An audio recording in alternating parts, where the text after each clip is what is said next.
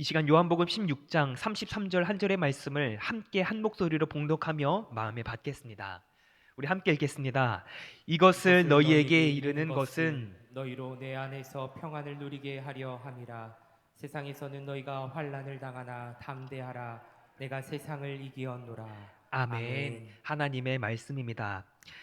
우리 4인 4색 수요 성경 공부 더불어 충만 공동체 이제 세 번째 시간입니다. 이 시간에 오신 성도님들을 주님의 이름으로 환영하고 축복합니다. 먼저 우리 함께 사랑의 인사 나누기를 원합니다. 우리 옆에 계신 성도님과 또 멀리 계신 성도님들과 함께 인사 나누도록 하겠습니다. 사랑합니다. 축복합니다. 잘 오셨습니다. 우리 온라인에 계신 성도님들께서도 채팅으로 남겨주시기 바랍니다. 사랑합니다. 축복합니다.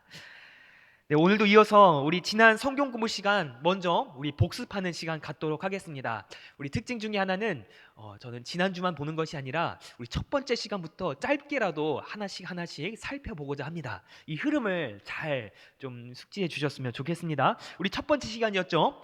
우리는 그리스도인으로서 그리스도인의 삶을 살아가야 합니다. 첫 번째 시간이었습니다. 그래서 우리에게 필요한 공간이 있었죠.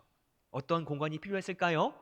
하나님께서 일하시는 공간이 필요했습니다. 하나님께서 활동하실 수 있는, 나를 사용하실 수 있는 그 여지, 그 공간이 우리에게 필요하구나.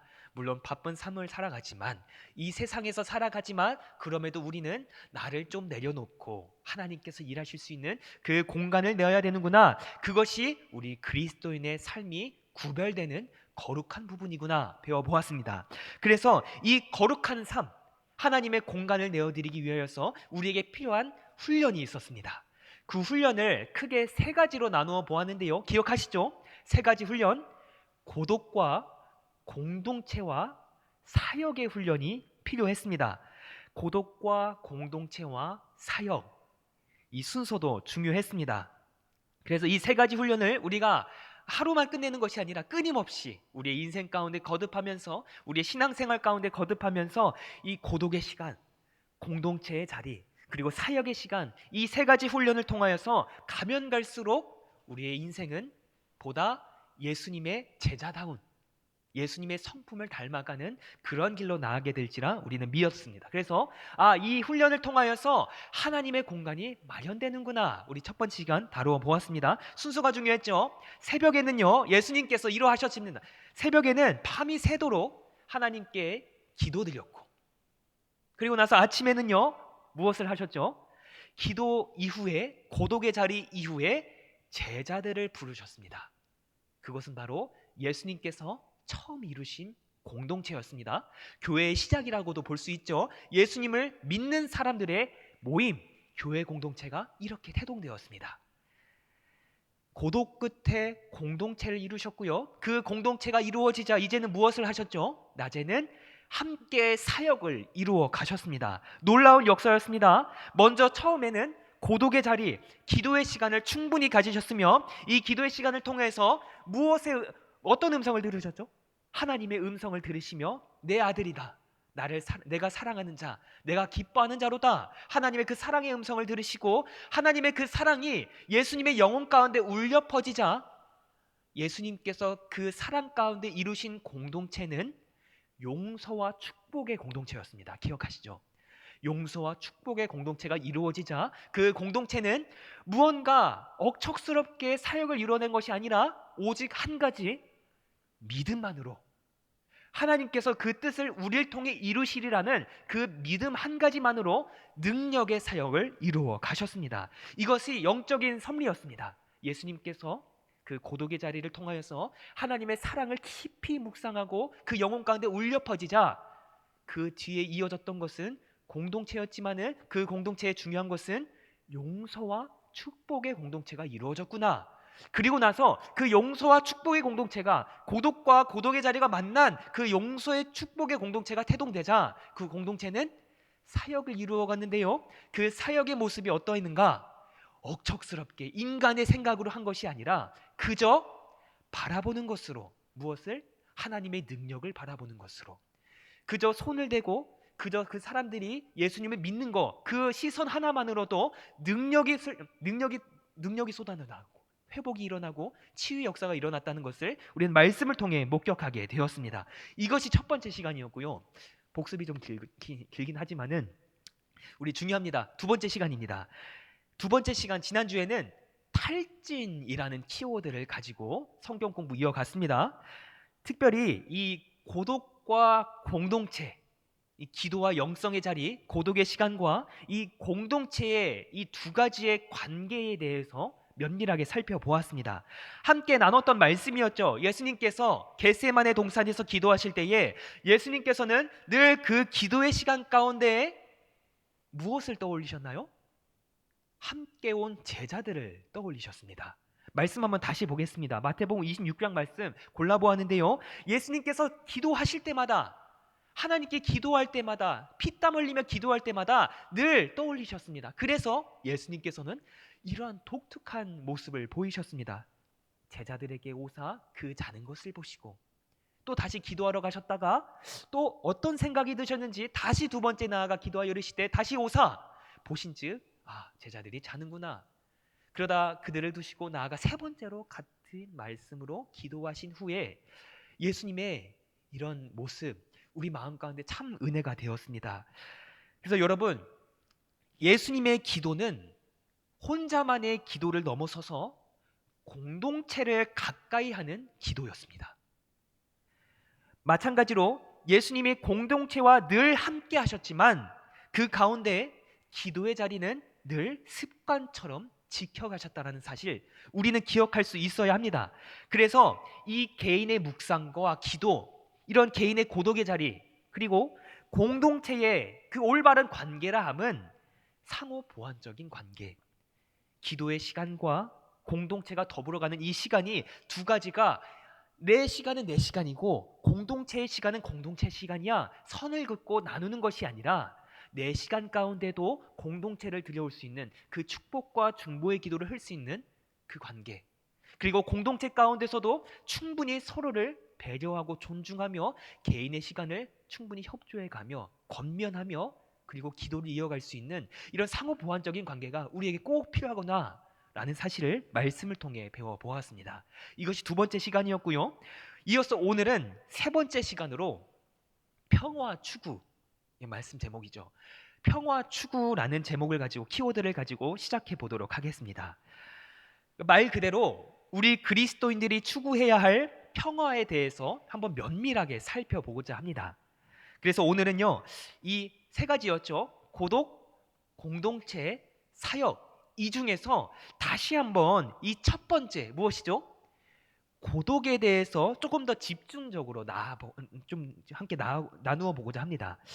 여러분, 왜냐하면 첫 번째가 어떻게 보면 가장 중요할지 모르겠습니다. 고독, 기도의 자리죠. 영성이 살아나는 자리입니다. 말하자면 기도의 자리가 살아나고 우리의 영성이 살아난다면 건강한 공동체는 당연히 뒤따라올 것입니다. 그리고 마찬가지로 건강한 공동체가 뒤따라온다면 건강한 사역은 물론 이루어지게 되어 있습니다. 첫 번째 단추가 무엇이었죠? 우리의 기도의 자리, 충분한 시간, 그리고 이를 통해서 우리의 영성이 살아나는 그 고독의 자리가 얼마나 중요할지 모르겠습니다. 그래서 오늘은 다시 한번 그 첫 단추인 우리의 기도와 그 영성에 대해서 조금 더 깊이 묵상해 보고자 합니다.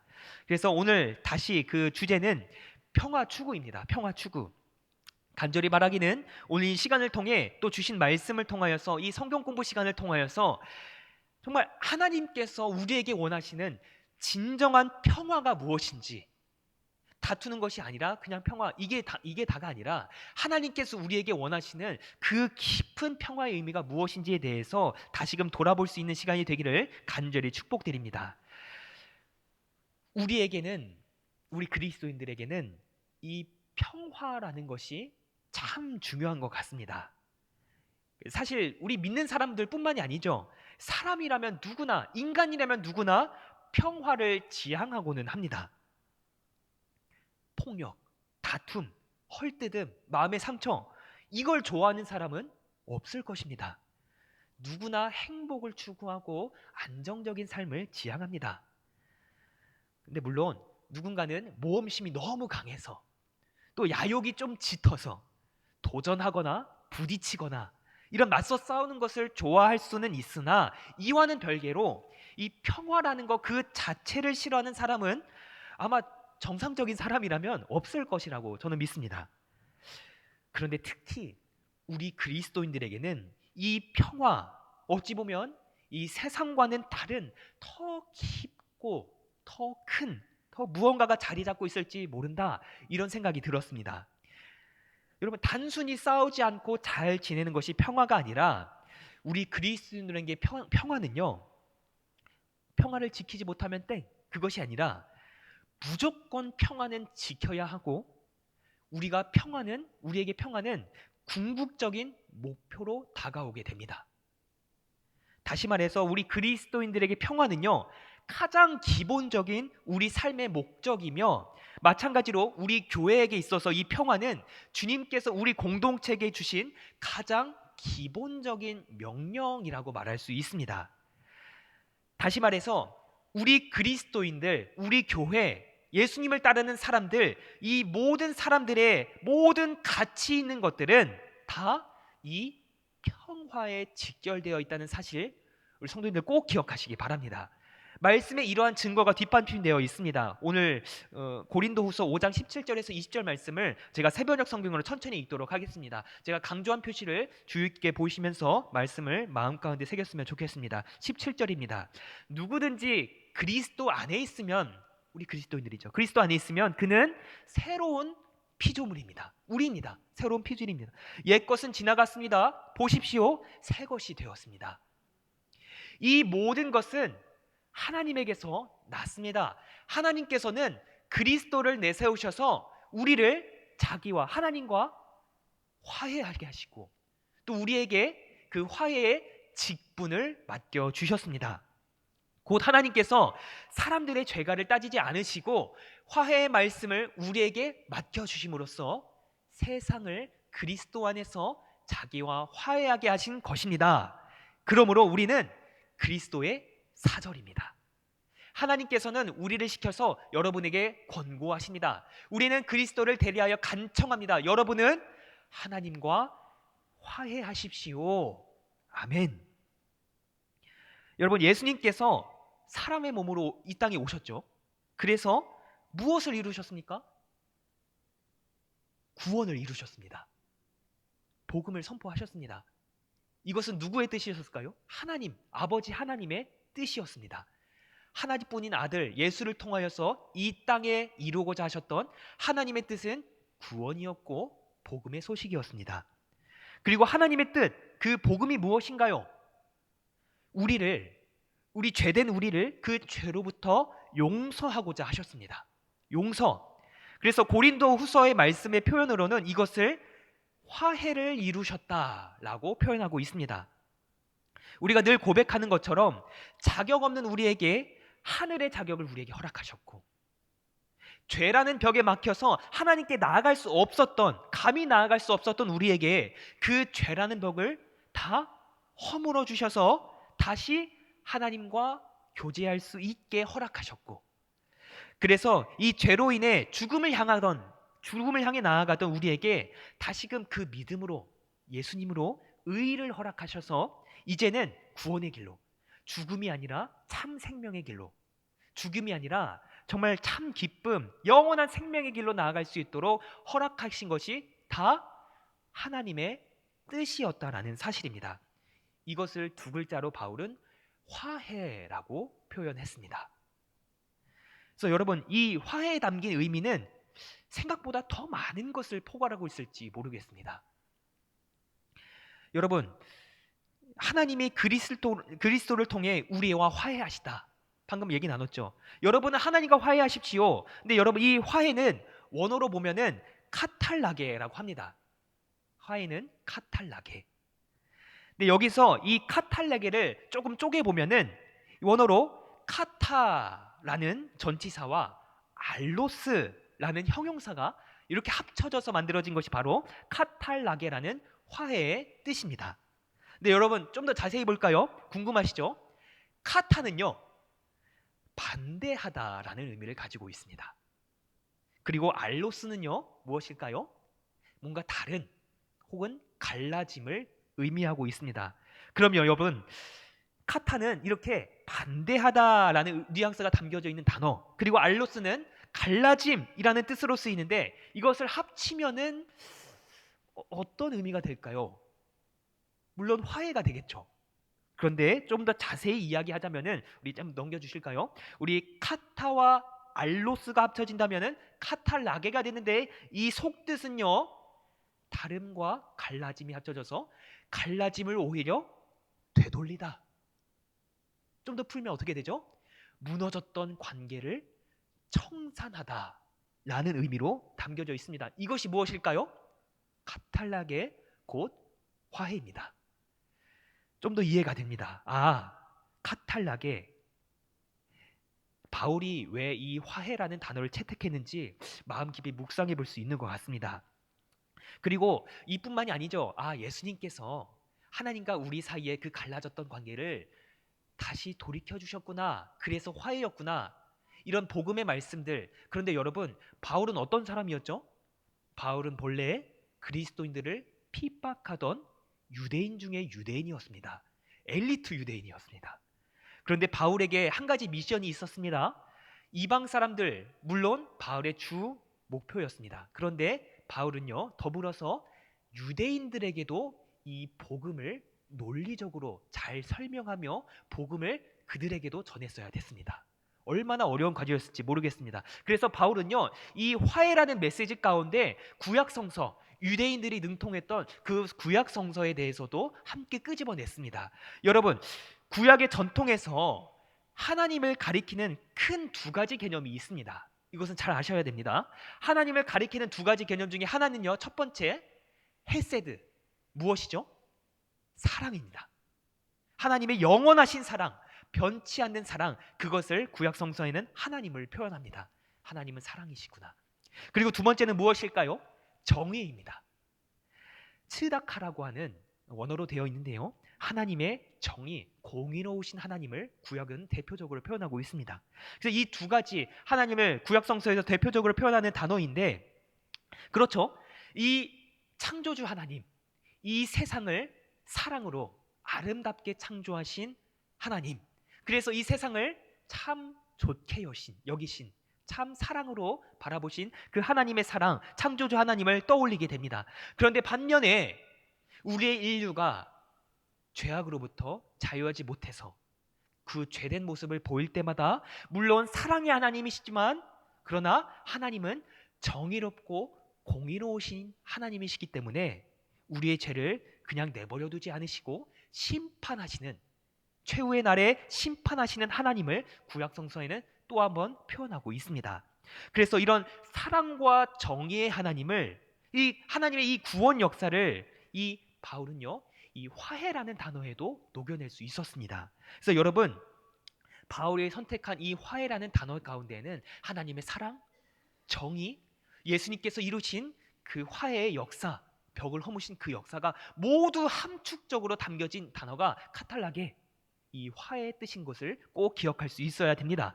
그래서 좀 서론이 길었지만 여러분, 이 화해의 역사가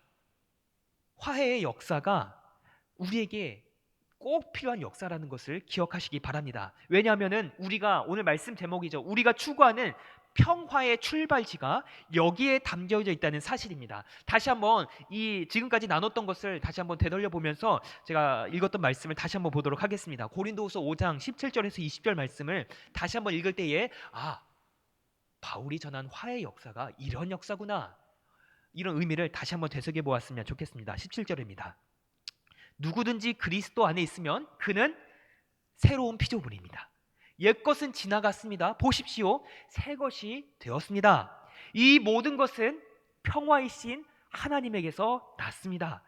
하나님께서는 그래서 그리스도를 내세우셔서 우리를 자기와 화해하게 하시고, 또 우리에게 화해의 직분, 사랑과 정의, 용서, 축복, 화해의 직분을 맡겨주셨습니다. 곧 하나님께서 사람들의 죄가를 따지지 않으시고 화해의 말씀 우리에게 맡겨주심으로써 세상을 그리스도 안에서 화해하게 하신 것입니다. 우리에게 맡겨진 사명이죠. 그러므로 우리는 그리스도의 사절입니다. 하나님께서는 우리를 시켜서 여러분에게 권고하십니다. 우리는 그리스도를 대리하여 간청합니다. 여러분은 하나님과 화해하십시오. 아멘.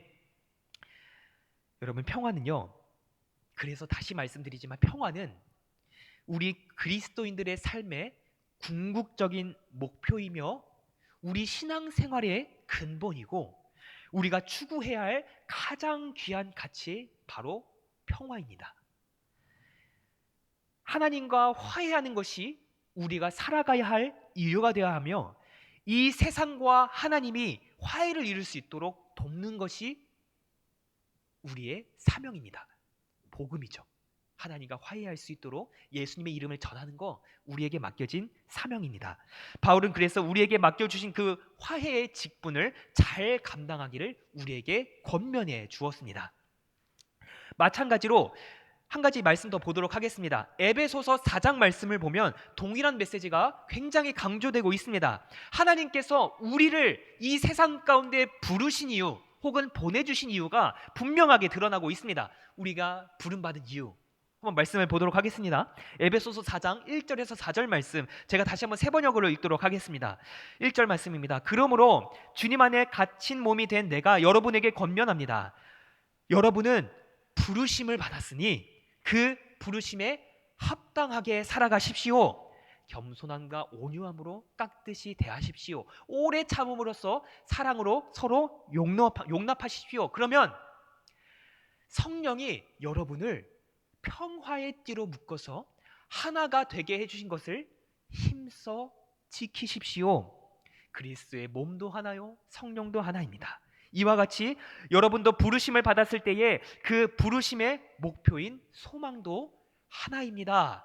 아멘. 여러분, 이 말씀 깨달음으로 다가오기를 간절히 축복드립니다. 그 평화의 공동체를 이루고, 예수님처럼 평화의 공동체를 이루고 그 평화를 우리만 누리는 것이 아니라 그 평화를 세상과 연결시키는 것이 하나님께서 나 한 사람, 그리고 우리 교회, 이 공동체를 이 땅 가운데 부르신 이유라는 것을, 그리고 예수님께서 먼저 이루신 그 십자가의 사역이라는 것을 꼭 기억하시기 바랍니다.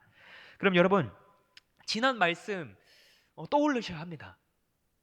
예수님께서 밤새 기도하시고 예수님께서 그 이후에 용서와 축복의 공동체를 이루시며 그 이후에 믿음으로 능력의 역사, 치유와 회복의 역사를 이루신, 그 사역을 이루신 예수님, 곧 평화의 예수님, 그 예수님의 발자취를 우리가 함께 따라가는 것을 이 지금까지 나눈 말씀을 통해서 다시 한번 발견할 수 있어야 됩니다. 첫 번째는요, 아주 오래전부터, 창세 때부터 하나님의 평화가 이 세상 가운데 임했습니다. 그런데 우리는 그 평화이신 하나님 앞에서 죄를 지었습니다. 그래서 하나님께서 누구를 보내주셨죠? 예수님을 보내주셨습니다. 이 세상 가운데 이제는 예수님의 평화가 찾아왔습니다. 평화를 이루셨습니다. 그러면 이제 우리가 뭘 해야 될까요? 그 예수님의 평화를 우리가 함께 이루어야 합니다. 지금까지 나눴던 말씀의 요약입니다. 하나님께서 평화의 뜻을 이 땅에 내리셨고 그리스도께서 그 평화를 완전하게, 그 사랑으로 완전하게 하셨으며 이제 우리가 그 평화를 이루어갈 차례라는 것입니다.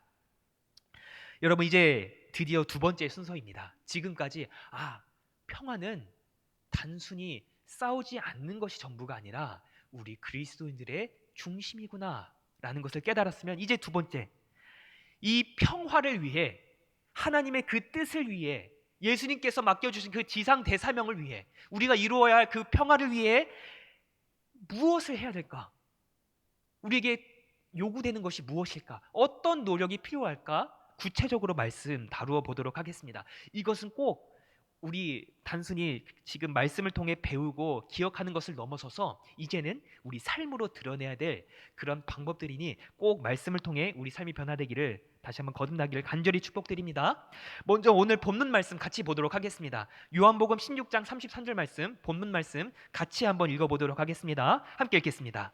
이것을 너희에게 이르는 것은 너희로 내 안에서 평안을 누리게 하려 함이라. 세상에서는 너희가 환난을 당하나 담대하라. 내가 세상을 이기었노라.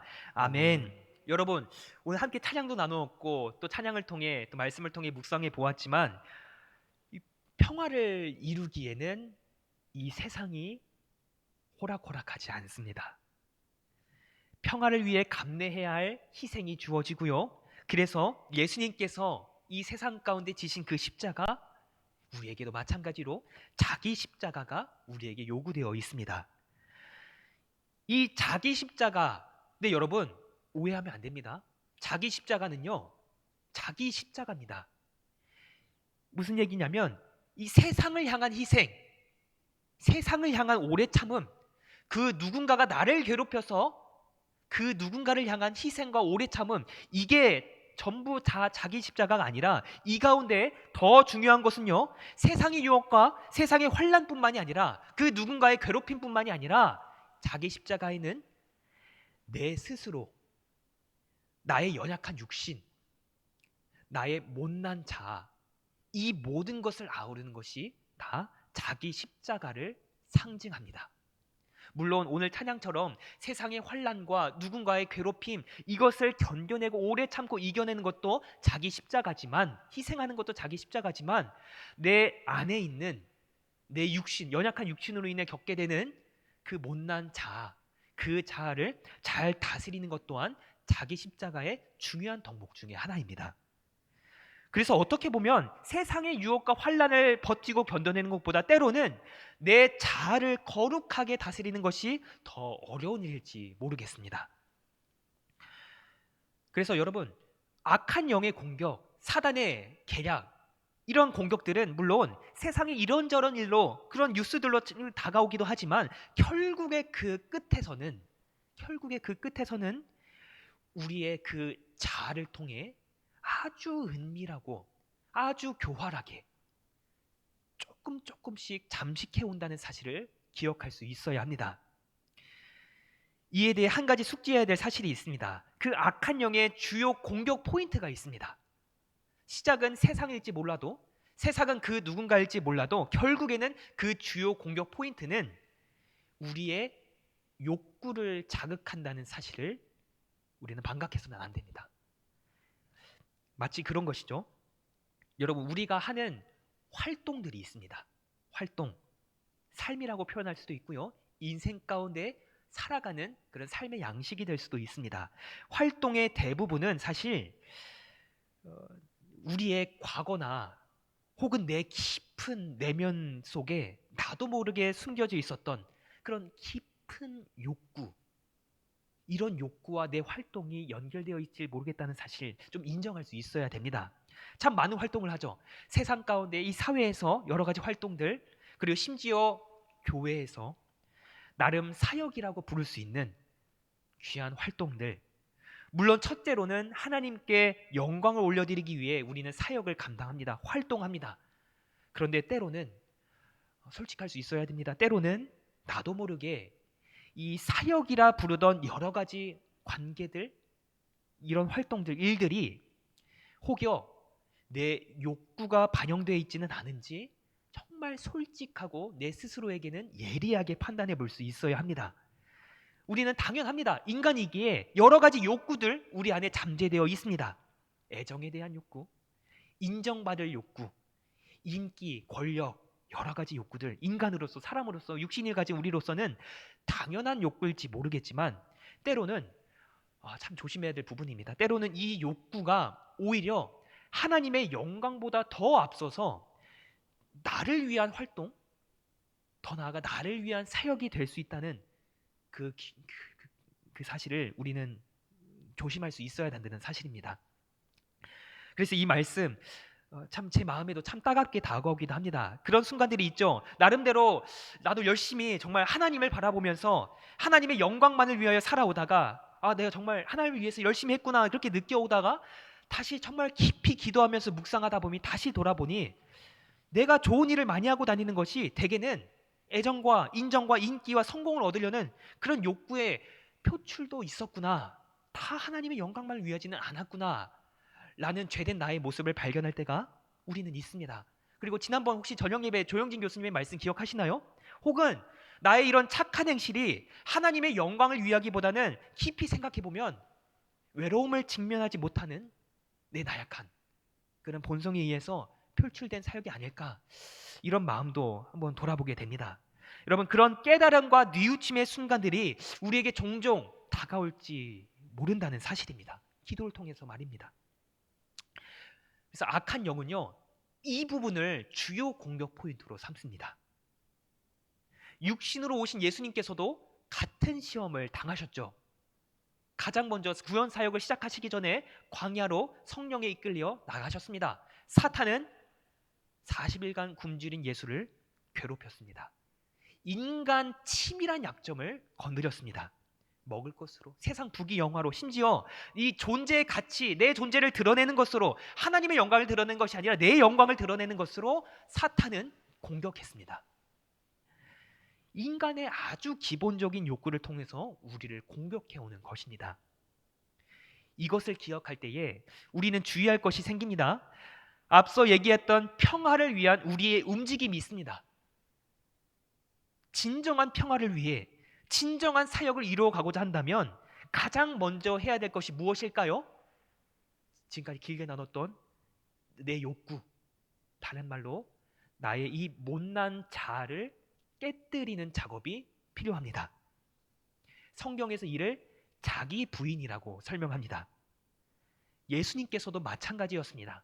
감람산에서 또는 어느 한적한 곳에서 늘 기도하셨습니다. 고독의 시간을 가지시면서 어떤 기도를 드리셨을지 물론 여러 가지 생각을 해보셨지만, 그렇게 십자가를 지시며 기도의 자리에서 끊임없이 육신의 나약함을 두고 기도하셨습니다. 그 육신으로 찾아오는 그 자아를 억누르고 하나님의 영광만을, 하나님의 뜻만을 위하여서 그 육신의 나약함을 이겨가셨습니다. 이것이 예수님께서 가르쳐 주신 기도의 모습이었습니다. 첫 번째였죠. 기도가 먼저였습니다. 고독이 먼저였죠. 그래서 평화를 위하여서 요구되는 첫 번째 당연코 기도입니다. 제가 이번 성경 공부 시간 동안 함께 다루는 교재, 헨리 나우엔이라는 저자가 쓴 공동체라는 교재에 이런 이제 단락이 있습니다. 제가 읽겠습니다. 기도란 잘 상상해 보시기 바랍니다. 예수님의 그 기도를 떠올리면서, 기도란 그 캄캄한 욕구의 자리에서 벗어나 그리스도의 빛 가운데로 하나님의 그 선하심을 향해 나아가는, 그렇게 들어가는 점진적인 과정이다 라고 설명해 주고 있습니다. 아멘입니다. 여러분, 제가 나름대로 좀 표현해 보자면 이 기도의 자리 가운데 마치 그런 장면이 떠올리게 되었습니다. 우리가 세상에서 숨을 쉽니다. 육신의 숨을 쉬죠. 세상에서 육신의 숨을 쉬며 살아갑니다. 참 끈적이고 이 세상에 오염된 그 공기를 들이쉬고 내쉬다가, 그래서 내 육신의 욕구가 세상에서의 공기를 맞이할 때마다 꿈틀거리다가 기도의 자리에 가서는 세상과 구별된 거룩한 하나님과 나만이 존재하는 그 기도의 자리에 가서는 세상에서의 공기가 차단되고 이제는 하나님의 숨결이 느껴집니다.